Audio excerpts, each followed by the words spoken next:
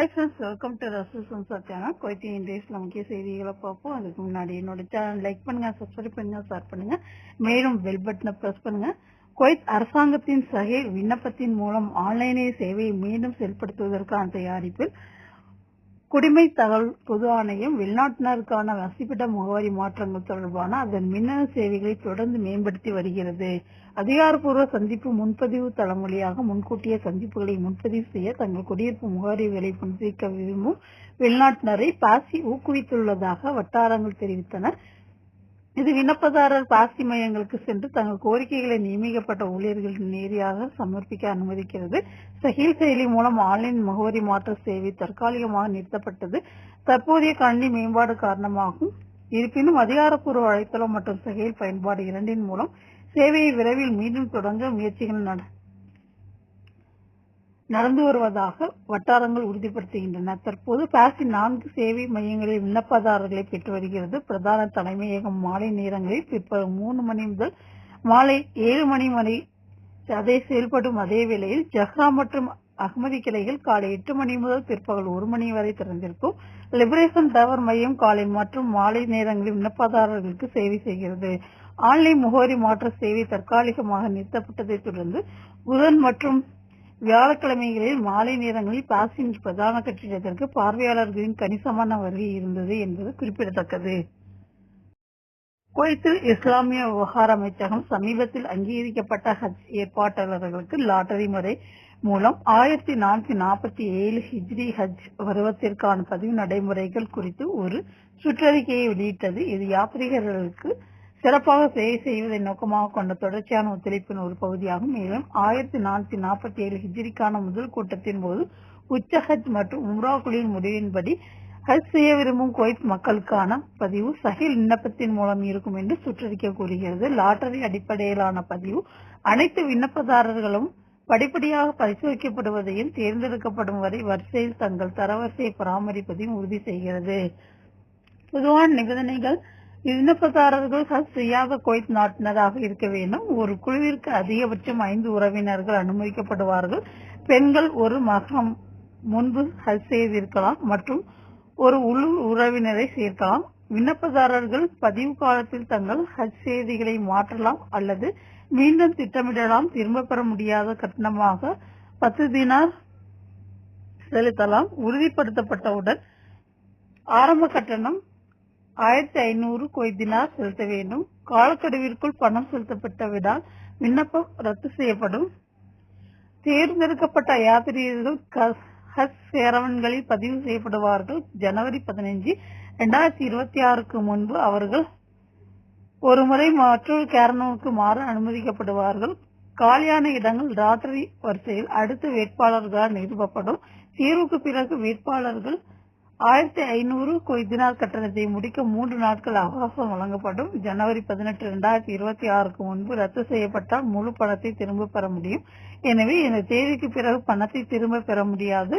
கட்டண மீறல்கள் மற்றும் பதிவு செய்திகள் அடுத்த சுற்றறிக்கையில் உறுதிப்படுத்தப்படும். ஏற்றுக்கொள்ளும் அறிவிப்புகள் மற்றும் கூடுதல் விதிமுறைகள் சஹீல் மூலம் அனுப்பப்படும். மாண்புமிகு முதல் துணை பிரதமரும் உள்துறை அமைச்சருமான ஷேக் ஃபகத் யூசுப் சவுத் அல் சபா அவர்களின் மேற்பார்வையின் கீழ் கடல் கடத்த முயற்சியின் போது பாதுகாப்பு படையினர் கணிசமான அளவு சாபு மற்றும் ஹெராயினை வெற்றிகரமாக கைப்பற்றினர். இது குவைத் மாநில உள்துறை அமைச்சகத்தில் ஐக்கிய அரபு எமிரேட்ஸ் உள்துறை அமைச்சகத்திற்கும் இடையிலான ஒருங்கிணைந்த முயற்சியின் விளைவாகும். பறிமுதல் செய்யப்பட்ட போதைப் பொருட்களில் தோராயமாக 100 கிலோகிராம் கிறிஸ்டல் மெத் மற்றும் 10 கிலோகிராம் ஹெராயின் ஆகியவை அடங்கும். இதன் முதல் மதிப்பு 11,50,000 குவைத் தினார் என மதிப்பிடப்பட்டுள்ளது. கூட்டு ஒத்துழைப்பு மூலம் பெறப்பட்ட துல்லியமான பாதுகாப்பு உள்துறை தகவலின் அடிப்படையில் இந்த நடவடிக்கை மேற்கொள்ளப்பட்டது. இது சர்வதேச ஒழுங்கமைக்கப்பட்ட குற்ற வலையமைப்பின் ஒரு பகுதியாக போதைப் பொருட்களை ஏற்றி செல்லும் கடல் கொள்கலன் வருகையை வெளிப்படுத்தியது. கொள்கலனை கண்காணித்து பொறுப்பானவர்களுக்கு எரி செய்ய விரிவான பாதுகாப்பு திட்டம் செயல்படுத்தப்பட்டது. சுங்கத்துறை பொது நிர்வாகத்தின் ஒருங்கிணைப்புடன் கொள்கலன் சுவை துறைமுகத்தை விட்டு வெளியேற அனுமதிக்கப்பட்டது. ஆனால் அதை பெறுபவர் ஆப்கானிய நாட்டவர் அம்ஹாரா பகுதியில் கையும் கவலவுமாக பிடிபடும் வரை உன்னிப்பாக கண்காணிக்கப்பட்டது. கடுமையான பாதுகாப்பு நடவடிக்கைகளை பராமரித்து சம்பந்தப்பட்ட அனைத்து பணியாளர்களையும் பாதுகாக்கும் அதே வேளையில் கொள்கலனை பாதுகாப்பாக திறந்து கையாளவும் பொது தீயணைப்பு படை உதவியது. இந்த நடவடிக்கையில் வெற்றிக்கு வழிவகுத்த விலைமதிப்பட்ட ஒத்துழைப்பு மற்றும் உளவுத்துறை ஆதரவுக்காக ஐக்கிய அரபு எமிரேட்ஸின் துணை பிரதமரும் உள்துறை அமைச்சருமான lieutenant general Sheikh Saif bin Saud Al Nahyan அவர்களுக்கு தனது மனமார்ந்த நன்றியை தெரிவித்துக் கொண்டார். குவைத் மற்றும் ஐக்கிய அரபு எமிரேட்ஸ் இடையிலான வலுவான சகோதரத்துவ உறவுகளை அவர் எடுத்துரைத்தார். மேலும் ஒழுங்கமைக்கப்பட்ட குற்றங்களுக்கு எதிரான போராட்டத்தில் தொடர்ச்சியான பாதுகாப்பு ஒருங்கிணைப்பு மற்றும் தகவல் பகிர்வின் மூலம் முக்கியத்துவத்தை வலியுறுத்தினார். உள்நாட்டு பாதுகாப்பையும் சமூகத்தின் பாதுகாப்பையும் உறுதி செய்வதையும் நோக்கமாக கொண்டு உள்ளூர் மற்றும் சர்வதேச கூட்டாளர்களுடன் மேம்பட்ட ஒத்துழைப்பு மூலம் போதைப்பொருள் கடத்தலை எதிர்த்து போராடுவதற்கான உள்துறை அமைச்சத்தின் தொடர்ச்சியான உறுதிப்பாட்டை மேன்மை தாங்கிய பிரதமர் மீண்டும் உறுதிப்படுத்தினார். குவைத்தில் குற்ற பாதுகாப்பு துறையின் பொது குற்ற புலனாய்வு துறையின் நிதி தடுப்பு குற்றத்துறை சிவில் தகவல் ஆணையத்தின் பாசிவ் ஊழியரை போலியான அதிகாரப்பூர்வ ஆவணங்களை தயாரித்து லஞ்சம் பெற்ற குற்றச்சாட்டில் கைது செய்துள்ளதாக உள்துறை அமைச்சகம் அறிவித்துள்ளது. குற்றம் சாட்டப்பட்டவர் தனது அதிகாரப்பூர்வ அதிகாரங்களை தவறாக பயன்படுத்தி மின்னணு அமைப்பை அணுகி குடியிருப்பாளர்களின் முகவரிகளை அவர்களுக்கு தெரியாமல் அல்லது அதிகாரப்பூர்வ ஆவணங்களை சமர்ப்பிக்காமல் மாற்றியதாக தகவல் கிடைத்ததை தொடர்ந்து மூத்த பாசி அதிகாரிகளுடன் ஒருங்கிணைந்து செயல்பட்டதாக அமைச்சகம் விளக்கியுள்ளது. விசாரணையில் குற்றம் சாட்டப்பட்டவர்கள் போலி முகவரிகளை சேர்த்து ஒரு பரிவர்த்தனைக்கு 120 குவைத் தினார் வரை கட்டணம் வசூலித்தது தெரியவந்தது. நடப்பாண்டின் தொடக்கத்தில் இருந்து குவைத்துக்கு வெளியேயும் உள்ளேயும் பல தரகர்களுடன் இணைந்து 5000க்கும் மேற்பட்ட இதுபோன்ற பரிவர்த்தனைகளை செயலாக்குவதில் அந்த ஊழியர் ஈடுபட்டுள்ளது கண்டுபிடிக்கப்பட்டுள்ளது. இந்த பரிவர்த்தனைகளை முடிக்க பணம் செலுத்திய 2 தரகர்கள் மற்றும் 7 நபர்கள் கைது செய்யப்பட்டதாகவும் அமைச்சகம் தெரிவித்துள்ளது. மேலும் விசாரணையில் குற்றம் சாட்டப்பட்டவர்கள் நகைகள், தங்கம், கட்டிகள் மற்றும் பிற ஆடம்பர பொருட்களை வாங்குவதற்கு பயன்படுத்தி நிதியின் மூலத்தை மறைத்ததாக தெரியவந்தது. குற்றம் சாட்டப்பட்டவர்களும் பறிமுதல் செய்யப்பட்ட சொத்துக்களும் தேவையான சட்ட நடவடிக்கைகளுக்காக பொது வழக்குரையும் ஒப்புவிக்கப்பட்டுள்ளன. குவைத்தில் 2022ஆம் ஆண்டின் முதல் 5 மாதங்களில் குவைத் திருமண போக்குகளில் குறிப்பிடத்தக்க மாற்றத்தை கண்டுள்ளது. குவைத் ஆண்களுக்கும் குவைத் அல்லாத பெண்களுக்கும் இடையிலான திருமணங்களில் குறிப்பிடத்தக்க சரிவு ஏற்பட்டுள்ளது. அதே நேரத்தில் குவைத் குடிமக்களுக்கு இடையிலான திருமணங்களில் ஒரு மிதமான அதிகரிப்பு ஏற்பட்டுள்ளது. உத்தியோகபூர்வ புள்ளிவிவரங்களின்படி 2024ஆம் ஆண்டின் இதே காலகட்டத்துடன் ஒப்பிடும்போது குவைத் ஆண்களுக்கும் வெளிநாட்டினருக்கும் இடையிலான திருமணங்கள் தோராயமாக 21% குறைந்துள்ளன. இந்த ஆண்டு மொத்தம் 236 திருமணங்கள் பதிவாகியுள்ளன. இது 297 இருந்தது. மாறாக குவைத் ஆண்களுக்கும் குவைத் பெண்களுக்கும் இடையிலான திருமண ஒப்பந்தங்கள் 3% அதிகரித்துள்ளது. அதே காலகட்டத்தில் 2046 இருந்து 2101 உயர்ந்துள்ளது.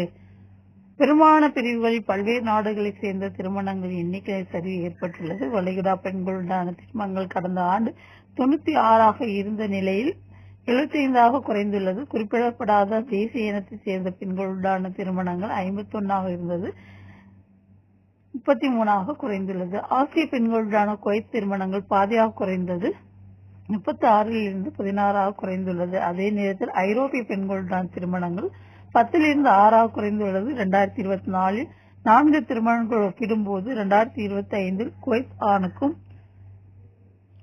அமெரிக்க பெண்ணுக்கும் இடையான ஒரே ஒரு திருமணம் மட்டுமே பதிவு செய்யப்பட்டுள்ளது. இருப்பினும் அனைத்து சர்வதேச ஜோடிகளும் குறையவில்லை. சிரிய, ஈராக் மற்றும் லெபனான் பெண்களுடனான திருமணங்கள் அதிகரித்தன. குவைத் சிரியா திருமணங்கள் 17 இருந்து 25 ஈராக் பெண்களுடனான திருமணங்கள் 16 இருந்து 18 அதிகரித்தன. லெபனான் பெண்களுடனான திருமணங்கள் 8 இருந்து 12 அதிகரித்துள்ளன. இதற்கிடையே சில நாட்டிற்கான திருமண எண்ணிக்கை நிலையாகவே இருந்தது. குவைத் ஆண்கள் ஜோர்டானிய பெண்களுடன் 12 திருமணங்கள் செய்து கொண்டனர். கடந்த ஆண்டை போலவே எகிப்திய பெண்களுடன் 9 திருமணங்கள் செய்தனர். 2024 முதல் மாறாமல் உள்ளது. திருமண புள்ளி விவரங்கள் சுருக்கம். ஜனவரி, மே 2025 மற்றும் 2024 வளைகுடா பெண்கள் 75, குறிப்பிடப்படாத தேசம் 33, ஆசிய பெண்கள் 16, ஐரோப்பிய பெண்கள் 6, அமெரிக்க பெண்கள் 1, சிரிய பெண் 25, ஈராக்கிய பெண்கள் 18, லெபனான் பெண்கள் 12, ஜோர்டானிய பெண்கள் 12, எகிப்திய பெண்கள் 9.